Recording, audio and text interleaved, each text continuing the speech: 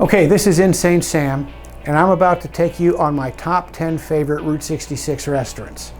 I'm also going to take you to some honorable mention places.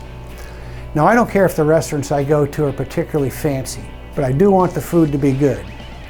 So my top 10s range between the very nice to the very casual. Of course, I like places with a bar, but that's not required.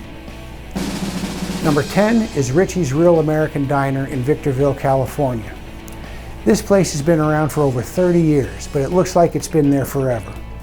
It's a classic diner with black and white tile floors. It's got turquoise leather booths, and it's got all the stuff diners are supposed to have.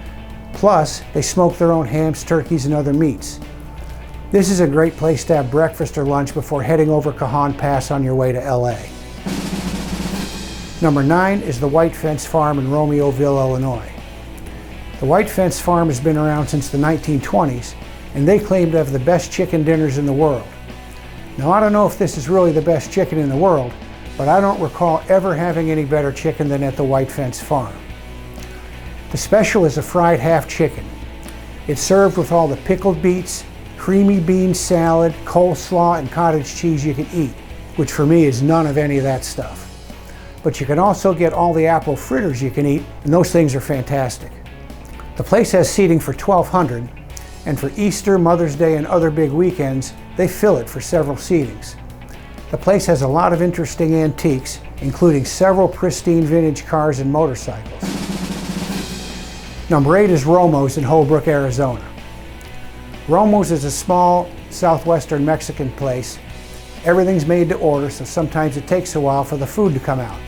It's not fancy, but sure is good. Number 7 is the Danbar Steakhouse in Kingman, Arizona. The Danbar is in a Wild West looking 1930s building. In the 1950s, the place was changed to a gas station, and in the 1960s, it was a bar. Now it's one of the best restaurants in Kingman. The place got its name when the owner told his wife he wanted to open a bar. She said, "We don't need a damn bar." Today, the Danbar is a family-oriented steakhouse. There's a large bar area with pool tables, and customers are welcome to eat at the bar. There's a separate restaurant section. Number 6 is the Big Texan Steak Ranch in Amarillo, Texas. The deal is that if you can eat a 72-ounce steak, a baked potato, a shrimp cocktail, a salad, and a dinner roll in an hour, you get it all for free. A small chick ate 3 of them in under 20 minutes. That's not a mistake. She really ate 3 72-ounce steaks in 20 minutes. For the mortals, they have regular-sized steaks, and they're pretty good. They serve beer made from their own microbrewery, and they have their own motel. Number 5 is the Alton Cafe in Litchfield, Illinois. The Alton Cafe often tops Route 66 restaurant ratings. It was founded in Carlinville, Illinois in 1924. It moved to Litchfield in 1929, and it's been in its current location since 1935, so this is a real Route 66 deal.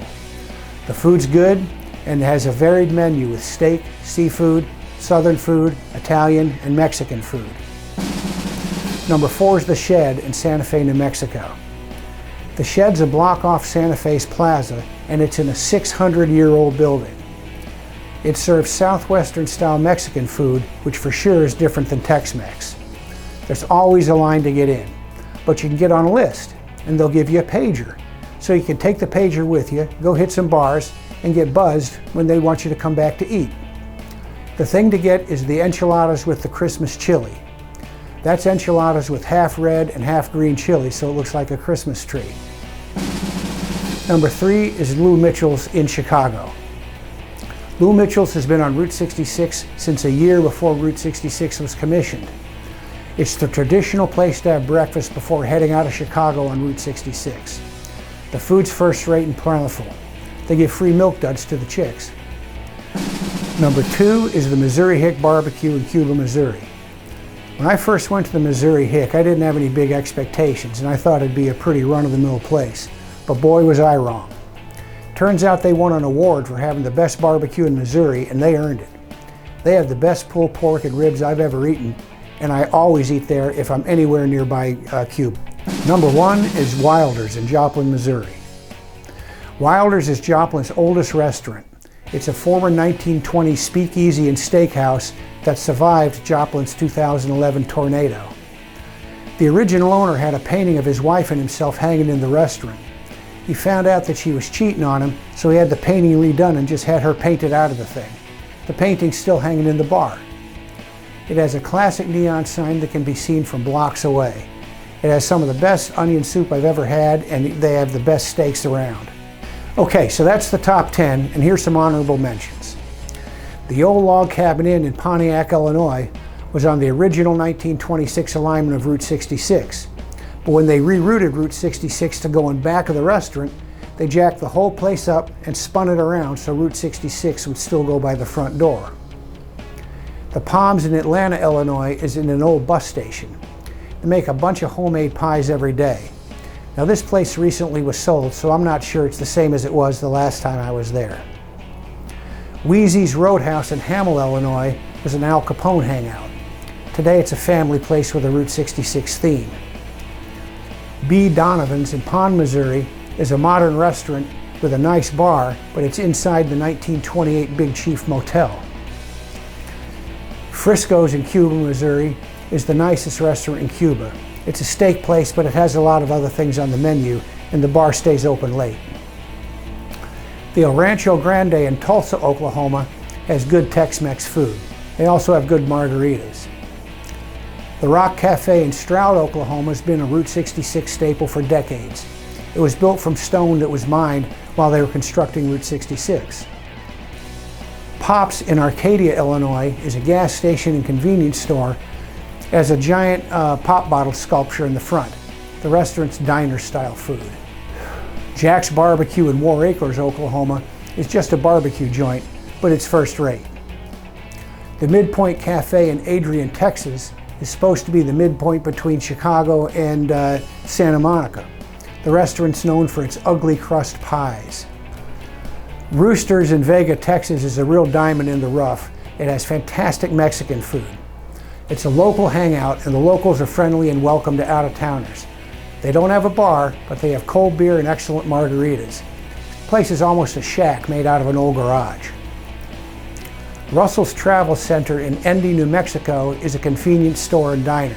There's also an antique car museum with lots of Route 66 artifacts. La Ventana in Grants, New Mexico. That's a good place. Now nobody goes to Grants for fine dining, but La Ventana is a pretty good place. It's the local favorite. The Turquoise Room in Winslow, Arizona is the restaurant inside the La Posada Hotel. It's an eclectic place for a town like Winslow, but it's popular. Better get a reservation if you want to go there. The Milta Cafe in San Bernardino, California has been serving good Mexican food for decades. The Magic Lamp in Rancho Cucamonga is an upscale place with offerings from steak to seafood. They got a nice cocktail lounge in there too. Smitty's in Pasadena is a fairly upscale place, but it still is kind of casual. The food ranges from fancy to comfort food. I usually get the meatloaf and mashed potatoes. So there you have it. There's my top 10 restaurants and a bunch of honorable mentions. Eat up.